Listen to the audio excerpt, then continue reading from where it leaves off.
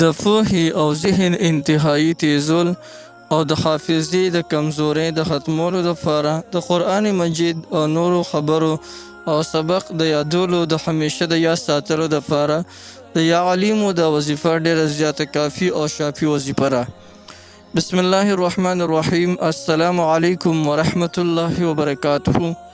زما رونو او خویندو، د الله جل جلاله یو ډیر مبارک نوم دی یا علیمو.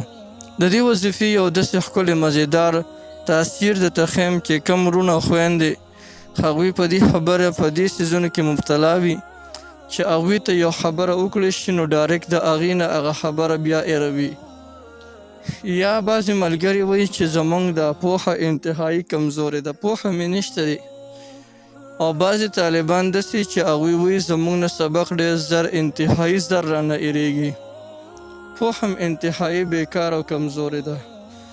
د هغه رونو او خویندو دپاره چې د هغوی ذهن انتهایی کمزورې دی، که هغوی د یا علیمو دا وظیفه پابندۍ سره کوي نو انشاءالله چې الله جل شانه به د دې په برکت سره د هغوی چې دا کومه پوهه وه او کوم چې د هغوی ذهن دی نو الله جل جلاله به د دې په برکت سره تیز کړي.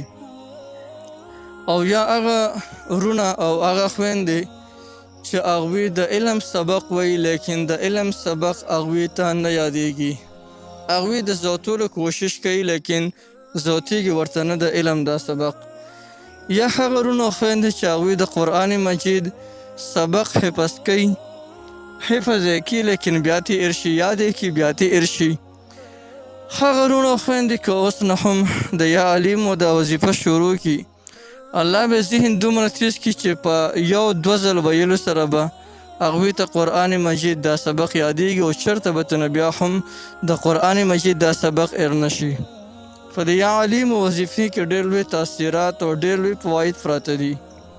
خصوصا هغه کسان، هغه رونه او خویندې، هغه مشران یادوم چې د هغوی د عمر تقاضا یعنې عمر یې ډېري او د هغې د وجې نه د هغوی په حافظې باندې کافي اثر پروت وي.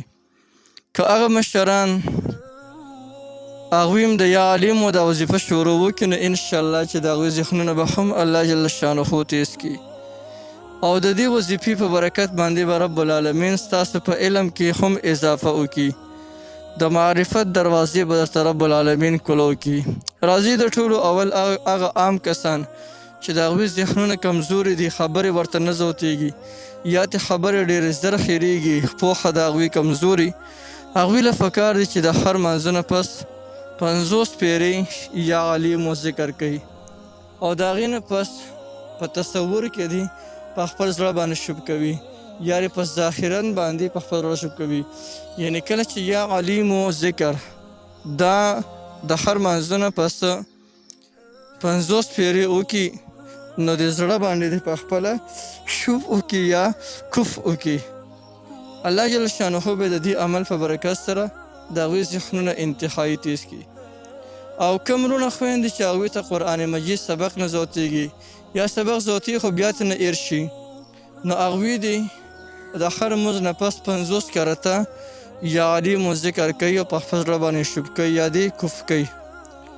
او چې کله د یا علیمو دا ذکر د سحر لمونځ وکړي نو د سحر د لمانځه نه پس به 150 مرتبه وایي او پر خپل زړه باندې شوب کړي. مخکې وروسته 3 کرته درود شریف په لازماً وایي ښه، او بیا په دې خپل دغه باندې زړه باندې شوب کړه انشاءالله چې الله جل شانه به ستا ذهنونه تیز کړي او داسې به تیز شي چې هره خبره به درته تر د عمره پورې یادوي. نو یو ډېره ښکلې وظیفه مې درته وښوله، بلکل یې تاسو کولی شئ. تاسو ټولو ته د دې مکمل اجازه شته، هر څوک د دې نه مکمل فایده اخیستلی شي.